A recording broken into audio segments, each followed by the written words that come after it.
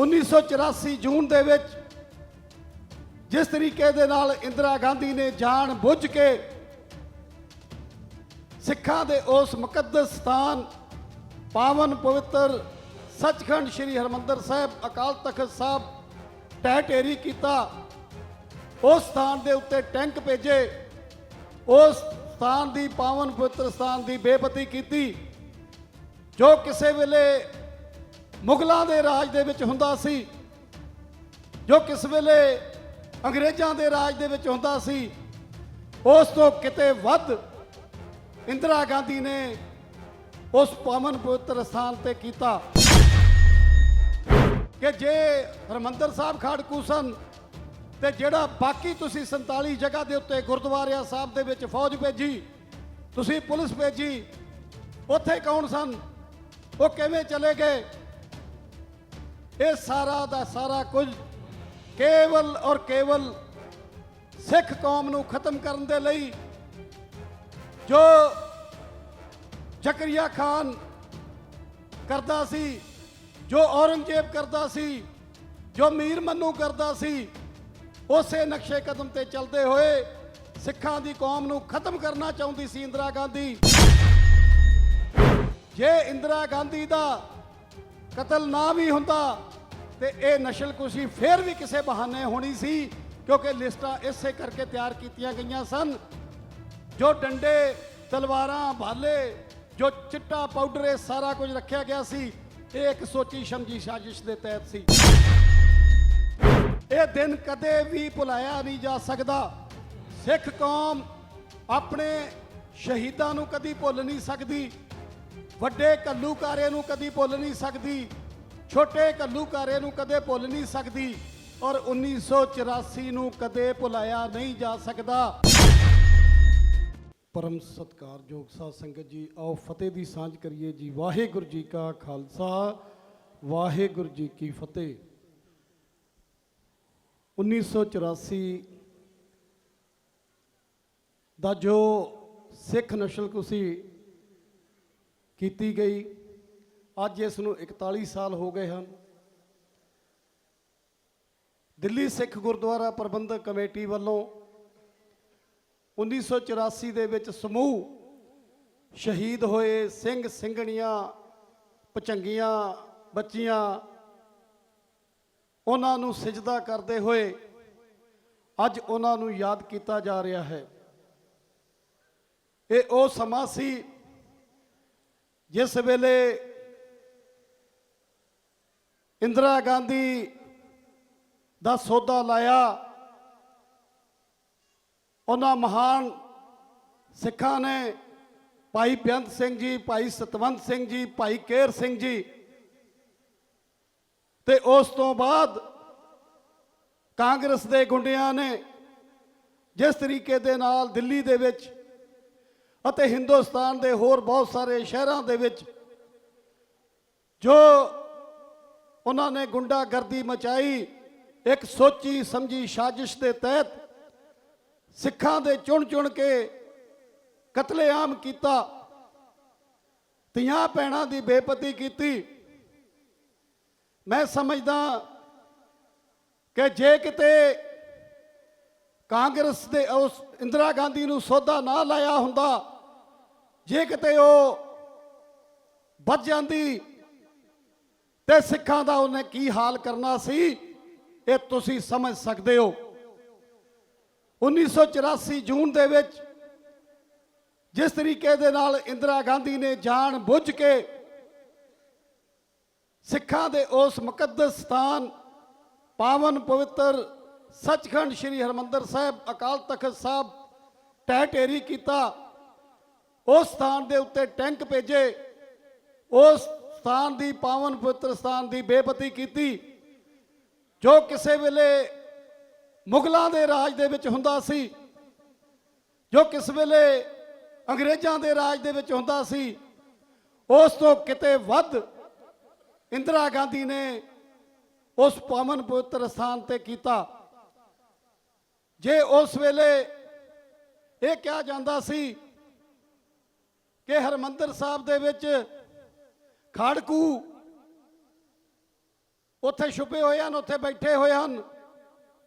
ਤੇ ਮੈਂ ਪੁੱਛਣਾ ਚਾਹੁੰਦਾ ਹੈ ਕਿ ਜੇ ਹਰਿਮੰਦਰ ਸਾਹਿਬ ਖਾੜਕੂ ਸਨ ਤੇ ਜਿਹੜਾ ਬਾਕੀ ਤੁਸੀਂ 47 ਜਗ੍ਹਾ ਦੇ ਉੱਤੇ ਗੁਰਦੁਆਰਿਆਂ ਸਾਹਿਬ ਦੇ ਵਿੱਚ ਫੌਜ ਭੇਜੀ, ਤੁਸੀਂ ਪੁਲਿਸ ਭੇਜੀ, ਉੱਥੇ ਕੌਣ ਸਨ? ਉਹ ਕਿਵੇਂ ਚਲੇ ਗਏ?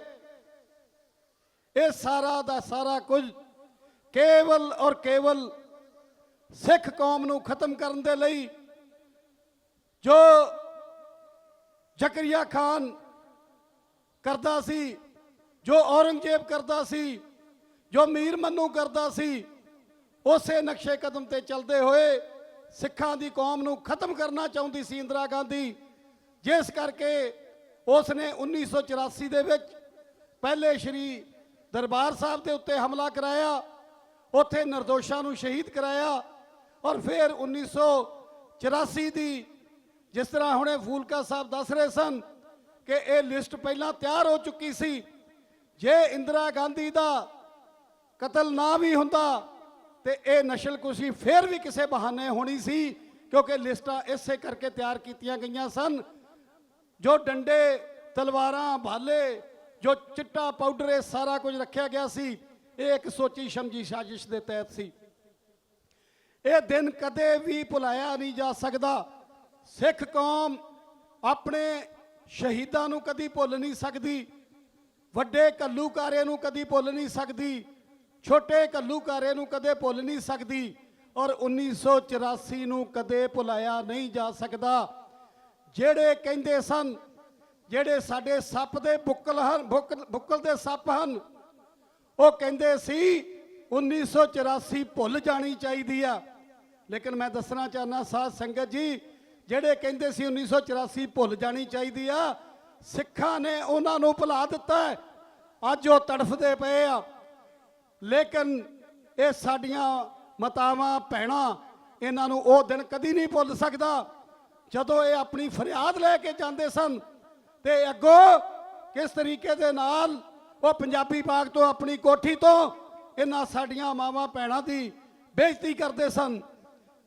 ਉਹਨਾਂ ਨੂੰ ਸਿੱਖ ਕੌਮ ਕਦੇ ਮਾਫ ਨਹੀਂ ਕਰ ਸਕਦੀ, ਜਿਨ੍ਹਾਂ ਨੇ ਦਿੱਲੀ ਸਿੱਖ ਗੁਰਦੁਆਰਾ ਪ੍ਰਬੰਧਕ ਕਮੇਟੀ ਦੇ ਪ੍ਰਧਾਨ ਰਹਿੰਦੇ ਹੋਏ, ਪ੍ਰਬੰਧਕ ਰਹਿੰਦੇ ਹੋਏ ਸੱਜਣ ਕੁਮਾਰ ਦਾ ਸਨਮਾਨ ਕਰਦੇ ਰਹੇ, ਜਗਦੀਸ਼ ਟਾਈਟਲਰ ਨੂੰ ਬਚਾਉਂਦੇ ਰਹੇ, ਕਮਲਨਾਥ ਨੂੰ ਬਚਾਉਂਦੇ ਰਹੇ। ਇਹਨਾਂ ਪਾਪੀਆਂ ਨੂੰ ਸਿੱਖ ਕੌਮ ਕਦੇ ਮਾਫ ਨਹੀਂ ਕਰੇਗੀ। 15 ਸਾਲ 20 ਸਾਲ ਲਗਾਤਾਰ ਪ੍ਰਬੰਧ ਦੇ ਵਿੱਚ ਰਹੇ ਔਰ ਕਿਸੇ ਇੱਕ ਨੂੰ ਵੀ ਸਜ਼ਾ ਨਹੀਂ ਦਿਵਾ ਸਕੇ, ਕਿਉਂਕਿ ਕਾਂਗਰਸ ਸਰਕਾਰ ਦੇ ਕੋਲੋਂ ਇਹਨਾਂ ਦਾ ਆਪਣਾ ਕਾਰੋਬਾਰ ਚੱਲਦਾ ਸੀ। ਔਰ ਆਪਣਾ ਕਾਰੋਬਾਰ ਕਰਨ ਦੇ ਲਈ ਇਹਨਾਂ ਨੇ 1984 ਭੁਲਾਉਣ ਦੀ ਗੱਲ ਕੀਤੀ। ਇਹਨਾਂ ਨੇ ਕਿਸੇ ਇੱਕ ਵੀ ਦੋਸ਼ੀ ਨੂੰ ਸੁਲਾਖਾਂ ਪਿੱਛੇ ਭੇਜਣ ਦੀ ਕੋਸ਼ਿਸ਼ ਨਹੀਂ ਕੀਤੀ। ਕੋਈ ਵਕੀਲ ਨਹੀਂ ਇਹਨਾਂ ਨੇ ਅਪਾਇੰਟ ਕੀਤੇ। ਉਹ ਕੇਸ ਜਿਹੜੇ ਜਿਨ੍ਹਾਂ ਦੇ ਗਵਾਹ ਸੀ, ਜਿਨ੍ਹਾਂ ਦੇ ਸਬੂਤ ਸੀ, ਉਹ ਕੇਸ ਵੀ ਖੁਰਦ-ਬੁਰਦ ਕਰ ਦਿੱਤੇ, ਉਹ ਫਾਈਲਾਂ ਖੁਰਦ-ਬੁਰਦ ਕਰ ਦਿੱਤੀਆਂ। ਅੱਜ ਬੜੇ ਅਫਸੋਸ ਦੀ ਗੱਲ ਹੈ ਕਿ ਸਿੱਖ ਕੌਮ ਦੇ ਵਿੱਚ ਐਸੇ ਆਗੂ ਆਏ ਜਿਨ੍ਹਾਂ ਨੇ, ਜਿਹੜੇ ਕਿ ਮੈਂ ਸਮਝਦਾ ਦਰਜਨਾਂ ਦੇ ਹਿਸਾਬ ਦੇ ਨਾਲ ਜੇਲ੍ਹਾਂ ਦੇ ਪਿੱਛੇ ਜਾਣੇ ਚਾਹੀਦੇ ਸਨ, ਉਹਨਾਂ ਨੇ ਸਾਰਿਆਂ ਨੂੰ ਬਚਾ ਦਿੱਤਾ। ਇਹ ਬੜੇ ਦੁੱਖ ਦੀ ਗੱਲ ਹੈ, ਪਰ ਸਿੱਖ ਕੌਮ ਕਦੇ ਵੀ ਇਹਨਾਂ ਨੂੰ ਮਾਫ ਨਹੀਂ ਕਰੇਗੀ। ਦਿੱਲੀ ਸਿੱਖ ਗੁਰਦੁਆਰਾ ਪ੍ਰਬੰਧਕ ਕਮੇਟੀ ਦੀ ਮੌਜੂਦਾ ਟੀਮ 1984 ਦੇ ਉਹ ਸਾਰੇ ਕੇਸ ਤੁਸੀਂ ਜਾਣਦੇ ਹੋ। ਸਾਡੀਆਂ ਮਾਤਾਵਾਂ ਭੈਣਾਂ ਬੈਠੀਆਂ ਕਿ ਸੱਜਣ ਕੁਮਾਰ ਸੁਲਾਖਾਂ ਦੇ ਪਿੱਛੇ ਗਿਆ, ਜਿਸ ਨੂੰ ਲੋਅਰ ਕੋਰਟ ਨੇ ਬਰੀ ਕਰ ਦਿੱਤਾ ਸੀ ਸਬੂਤਾਂ ਦੇ ਬਾਵਜੂਦ। ਲੇਕਿਨ ਹਾਈ ਕੋਰਟ ਦੇ ਵਿੱਚ ਸਾਡੇ ਨਾਲ ਬੈਠੇ ਸਾਡੇ ਵੀਰ ਸਰਦਾਰ ਜੰਗਸ਼ੇਰ ਸਿੰਘ ਜੀ, ਮਾਤਾ ਜਗਦੀਸ਼ ਕੌਰ ਜੀ, ਨਿਰਪ੍ਰੀਤ ਕੌਰ ਜੀ, ਇਹਨਾਂ ਸਾਰਿਆਂ ਨੇ ਡਟ ਕੇ ਗਵਾਹੀ ਦਿੱਤੀ। ਔਰ ਉਹ ਕੇਸ ਜਦੋਂ ਸਰਨਿਆਂ ਨੂੰ ਮੈਂ ਨਾਂ ਲਾ ਕੇ ਕਹਿਣਾ ਕਿ ਜਿਸ ਵੇਲੇ ਸਿੱਖ ਕੌਮ ਨੇ ਉਹਨਾਂ ਨੂੰ ਇਹਨਾਂ ਦੀਆਂ ਪ੍ਰਧਾਨਗੀਆਂ ਤੋਂ ਲਾ ਦਿੱਤਾ ਔਰ ਇਸ ਟੀਮ ਨੇ ਆ ਕੇ ਉਹ ਲੜਾਈ ਲੜੀ ਤੇ ਉਹੀ ਸੱਜਣ ਕੁਮਾਰ ਜਿਸ ਨੂੰ ਬਰੀ ਕਰ ਦਿੱਤਾ ਗਿਆ ਸੀ, ਉਸ ਨੂੰ ਉਮਰ ਕੈਦ ਹੋਈ ਔਰ ਅੱਜ 1918 ਤੋਂ ਲੈ ਕੇ ਅੱਜ ਜੇਲ੍ਹਾਂ ਦੇ ਪਿੱਛੇ ਆ। ਹਰ ਹਫਤੇ ਸੁਪਰੀਮ ਕੋਰਟ ਦੇ ਵਿੱਚ ਇੱਕ ਐਪਲੀਕੇਸ਼ਨ ਲਗਾਉਂਦਾ ਬਾਹਰ ਆਉਣ ਦੇ ਲਈ। ਲੇਕਿਨ ਇਸ ਟੀਮ ਨੇ ਇਹ ਨਿਸ਼ਚਾ ਕੀਤਾ ਕਿ ਸੱਜਣ ਕੁਮਾਰ ਸੁਲਾਖਾਂ ਦੇ ਪਿੱਛੇ ਹੀ ਗਲੇਗਾ। ਜਗਦੀਸ਼ ਟਾਈਟਲਰ ਜਿਸ ਦੀ 3 ਵਾਰੀ CBI ਨੇ ਕਲੀਨ ਚਿੱਟ ਦਿੱਤੀ। ਬੜੇ ਅਫਸੋਸ ਦੀ ਗੱਲ ਹੈ ਕਿ ਜਗਦੀਸ਼ ਟਾਈਟਲਰ ਵਰਗਾ ਦਰਿੰਦਾ ਜਿਸ ਨੇ ਪੁਲ ਪੰਗਸ਼ ਦੇ ਉੱਤੇ ਸ਼ਰੇਆਮ ਜਾ ਕੇ ਲੀਡ ਕਰਕੇ ਮੌਬ ਨੂੰ, ਔਰ ਉੱਥੇ 3 ਸਿੱਖਾਂ ਦਾ ਕਤਲ ਹੋਇਆ, ਉਹ ਉੱਥੇ ਮੌਜੂਦ ਸੀ, ਲੇਕਿਨ ਉਸ ਨੂੰ ਬਾਰ-ਬਾਰ ਕਲੀਨ ਚਿੱਟ ਮਿਲਦੀ ਰਹੀ। ਕਿਉਂ ਮਿਲਦੀ ਰਹੀ? ਕਿਉਂਕਿ ਜਿਨ੍ਹਾਂ ਨੇ ਪੈਰਵਾਈ ਕਰਨੀ ਸੀ ਉਹ ਉਹਨਾਂ ਨੂੰ ਸਰੋਪੇ ਪਾਉਂਦੇ ਸਨ ਤੇ ਸਜ਼ਾ ਕਿੱਥੋਂ ਹੋਣੀ ਸੀ। ਅੱਜ ਜਗਦੀਸ਼ ਟਾਈਟਲਰ ਦੇ ਉੱਤੇ ਚਾਰਜ ਫਰੇਮ ਹੋ ਚੁੱਕੇ ਆ, ਟ੍ਰਾਇਲ ਸ਼ੁਰੂ ਹੋ ਚੁੱਕਿਆ, ਕਿਉਂਕਿ ਇਸ ਟੀਮ ਨੇ ਸੰਜੀਦਗੀ ਦੇ ਨਾਲ ਆਪਣਾ ਫਰਜ਼ ਸਮਝਦੇ ਹੋਏ 1984 ਦਾ ਦਰਦ ਸਮਝਦੇ ਹੋਏ ਇਹ ਕੇਸ ਜਿਹੜੇ ਲੜੇ ਆ। ਸਰਦਾਰ ਮਨਜਿੰਦਰ ਸਿੰਘ ਸਿਰਸਾ, ਕਮਲਨਾਥ ਦੀ ਜੋ ਉਹਨਾਂ ਨੇ ਹਾਈ ਕੋਰਟ ਦੇ ਵਿੱਚ ਰਿਟ ਪਾਈ ਹੈ, ਔਰ ਉਹ ਖੁਦ ਕੋਰਟ ਦੇ ਵਿੱਚ ਹਰ ਡੇਟ ਦੇ ਉੱਤੇ ਖੁਦ ਅਪੀਅਰ ਹੋ ਰਿਹਾ, ਔਰ ਕਮਲਨਾਥ ਦੇ ਲਈ ਪਿਛਲੀ ਡੇਟ ਦੇ ਵਿੱਚ ਉਹਨਾਂ ਨੇ ਸਰਕਾਰ ਨੂੰ ਕਿਹਾ ਕਿ ਇਸ ਦਾ ਫੈਸਲਾ ਕਰੋ ਕਿ ਇਹਦਾ ਕਰਨਾ ਕੀ ਹੈ। ਹਰ ਵਾਰੀ SIT ਜਾਂ ਕੋਈ ਹੋਰ ਏਜੰਸੀ ਆ ਕੇ ਡੇਟ ਲੈ ਲੈਂਦੀ ਆ। ਸੋ ਇਹ ਲੜਾਈ ਇਹ ਟੀਮ ਲੜਦੀ ਪਈ ਆ। ਔਰ ਮੈਂ ਦੱਸਣਾ ਚਾਹੁੰਦਾ ਸਾਧ ਸੰਗਤ ਜੀ ਕਿ 1984 ਦਾ ਜੋ ਜੈਨੋਸਾਈਡ ਹੋਇਆ ਉਸ ਨੂੰ ਕਦੀ ਭੁਲਾਇਆ ਨਹੀਂ ਜਾ ਸਕਦਾ।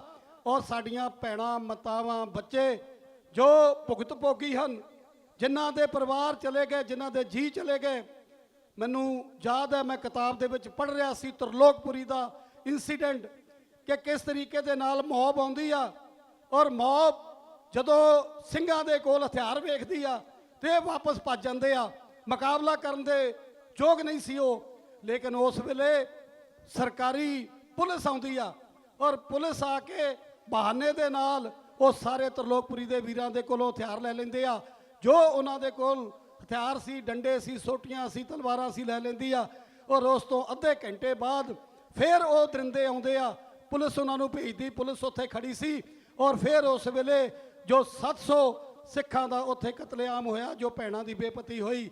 ਇਸ ਤੋਂ ਵੱਧ ਹੋਰ ਸਰਕਾਰਾਂ ਨੂੰ ਕੀ ਸਬੂਤ ਚਾਹੀਦਾ ਹੈ ਕਿ ਪੁਲਿਸ ਨੇ ਖੁਦ ਖੜੇ ਹੋ ਕੇ ਕੰਮ ਕਰਾਇਆ ਹੋਵੇ। ਸੋ ਐਸੇ ਦੇਸ਼, ਜਿਸ ਦੇਸ਼ ਨੂੰ ਹਰ ਸਮੇਂ ਸਿੱਖਾਂ ਨੇ ਅਗਵਾਈ ਦਿੱਤੀ ਹੋਵੇ, ਚਾਹੇ ਉਹ ਮੁਗਲਾਂ ਦੇ ਨਾਲ ਲੜਾਈ ਸੀ, ਸਾਡੇ ਗੁਰੂ ਸਾਹਿਬਾਂ ਨੇ ਸ਼ਹਾਦਤਾਂ ਦਿੱਤੀਆਂ, ਚਾਹੇ ਉਹ ਅੰਗਰੇਜ਼ਾਂ ਤੋਂ ਦੇਸ਼ ਨੂੰ ਆਜ਼ਾਦ ਕਰਨ ਦੀ ਗੱਲ ਸੀ, ਜਿੱਥੇ 85% ਤੋਂ ਵੱਧ ਜੋ ਕੁਰਬਾਨੀਆਂ ਸਿੱਖਾਂ ਨੇ ਦਿੱਤੀਆਂ, ਫਾਂਸੀਆਂ ਤੇ ਸਿੱਖ ਚੜੇ, ਕਾਲੇ ਪਾਣੀਆਂ ਦੇ ਵਿੱਚ ਸਿੱਖ ਗਏ, ਜੇਲ੍ਹਾਂ ਸਿੱਖਾਂ ਨੇ ਭਰੀਆਂ, ਇਸ ਦੇਸ਼ ਨੂੰ ਆਜ਼ਾਦ ਕਰਾਇਆ। ਉਸ ਆਪਣੇ ਦੇਸ਼ ਦੇ ਵਿੱਚ ਹੀ ਸਿੱਖਾਂ ਦੇ ਨਾਲ 1984 ਦੇ ਵਿੱਚ ਇਹ ਘਟਨਾ ਵਾਪਰੀ। ਮੈਂ ਧੰਨਵਾਦ ਕਰਦਾ ਦੇਸ਼ ਦੇ ਪ੍ਰਧਾਨ ਮੰਤਰੀ ਸ਼੍ਰੀ ਨਰਿੰਦਰ ਮੋਦੀ ਜੀ ਦਾ, ਗ੍ਰਹਿ ਮੰਤਰੀ ਸ਼੍ਰੀ ਅਮਿਤ ਸ਼ਾਹ ਜੀ ਦਾ, ਕਿ ਜਿਨ੍ਹਾਂ ਨੇ SIT ਬਣਾਈ।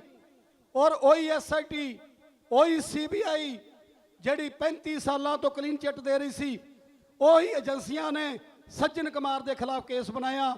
ਉਹਨਾਂ ਏਜੰਸੀਆਂ ਨੇ ਹੀ ਜਗਦੀਸ਼ ਟਾਈਟਲਰ ਦੇ ਖਿਲਾਫ ਕੇਸ ਬਣਾਇਆ। ਉਹਨਾਂ ਏਜੰਸੀਆਂ ਨੇ ਹੀ ਬਾਕੀ ਬੰਦ ਪਏ ਜਿਹੜੇ ਕੇਸ ਬੰਦ ਕਰ ਦਿੱਤੇ ਸੀ, ਸਾਰੇ ਖੋਲੇ। ਕਿਉਂ? ਕਿਉਂਕਿ ਮੋਦੀ ਸਾਹਿਬ ਨੇ ਦਰਦ ਸਮਝਿਆ ਸਿੱਖਾਂ ਦਾ।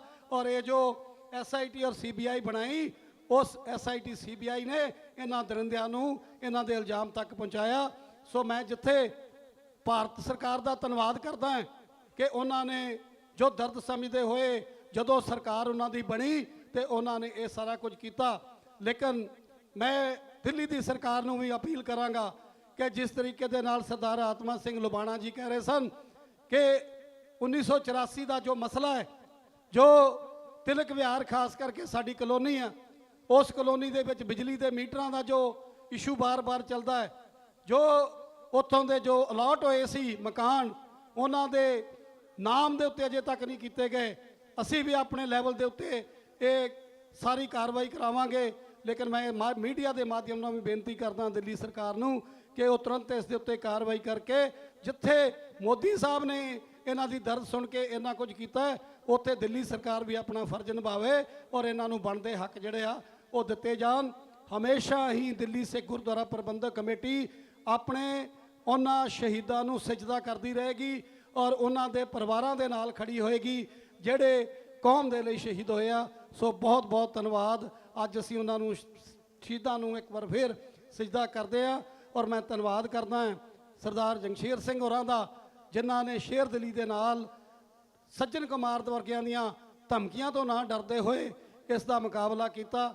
ਸਰਦਾਰ ਤਰਲੋਕ ਸਿੰਘ ਜੀ ਵੀ ਸਾਡੇ ਵਿੱਚ ਬੈਠੇ ਆ, ਮਾਈ ਪਾਲਪੁਰ ਕੇਸ ਦੇ ਗਵਾਹ ਹੈ।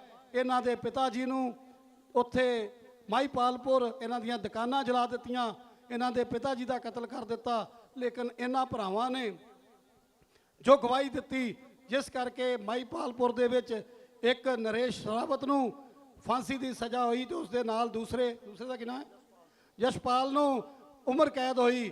ਉਹਨਾਂ ਨੇ ਵੀ ਹਰ ਰੋਜ਼ ਕੋਰਟ ਦੇ ਵਿੱਚ ਐਪਲੀਕੇਸ਼ਨ ਲੱਗੀ ਹੁੰਦੀ ਆ ਕੋਰਟ ਤੋਂ ਕੇਸ ਤੋਂ ਬਾਹਰ ਆਉਣ ਦੀ, ਲੇਕਿਨ ਦਿੱਲੀ ਕਮੇਟੀ ਇਹਨਾਂ ਨੂੰ ਅੰਦਰ ਹੀ ਸਾੜੇਗੀ। ਜੋ ਇਹਨਾਂ ਨੇ ਸਿੱਖਾਂ ਦੇ ਖਿਲਾਫ ਜੋ ਨਰਸੰਹਾਰ ਕੀਤਾ ਹੈ, ਇਹ ਕਦੀ ਵੀ ਜੇਲ੍ਹ ਤੋਂ ਬਾਹਰ ਨਹੀਂ ਆਉਣਗੇ। ਸੋ ਬਹੁਤ ਬਹੁਤ ਧੰਨਵਾਦ। ਵਾਹਿਗੁਰੂ ਜੀ ਕਾ ਖਾਲਸਾ, ਵਾਹਿਗੁਰੂ ਜੀ ਕੀ ਫਤਿਹ।